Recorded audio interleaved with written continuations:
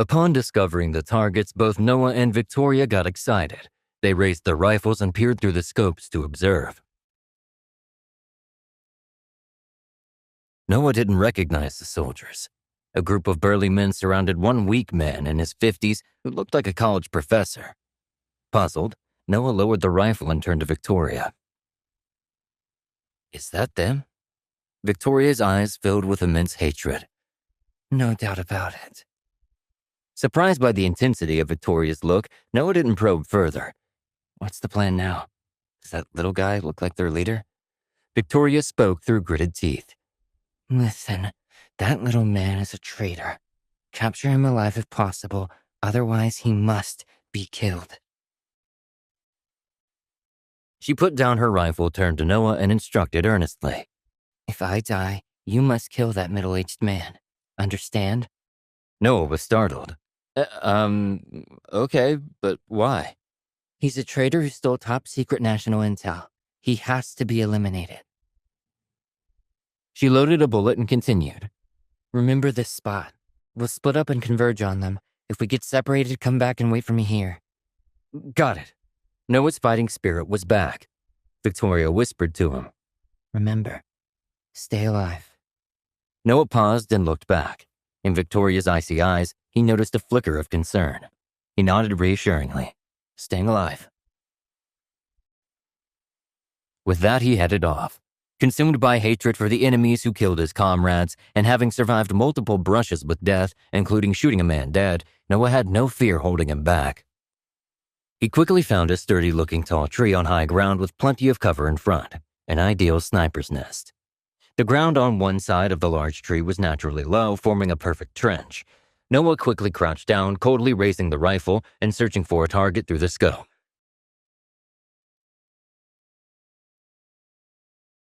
It didn't take long to lock onto his target. The range was a bit far and Noah couldn't judge the exact distance, but Victoria's clear and commanding voice rang out in Noah's memory.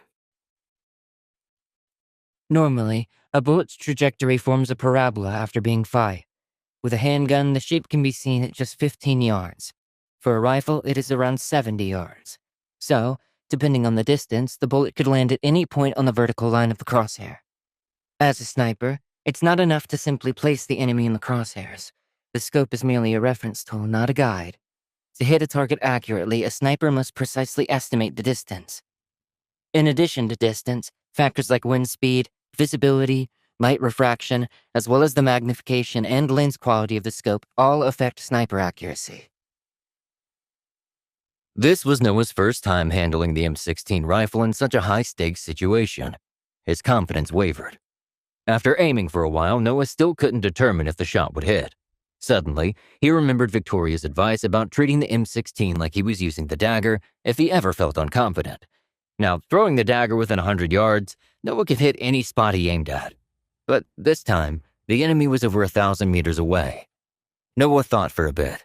Roughly judging the shooting position based on factors like wind and light, after a dozen adjustments, Noah still wasn't sure. A gunshot rang out, causing Noah to jump and instinctively pull the trigger. Immediately after, Noah saw a person get blown away, a streak of blood spurting from their chest. Noah estimated that the previous shot was Victoria's, only she could shoot from such a great distance and still blow someone's head off. The gunshot had caused quite a commotion. The other soldiers started running desperately, trying to take cover in the woods and disappearing from sight. Noah knew the advantage had been lost, and it would be a fight for survival from here on. But one person down was at least better than nothing. The enemy was incredibly powerful, and rushing into the woods behind them would be a death sentence. Noah decided to stay hidden and search for a better sniping position, but couldn't find one.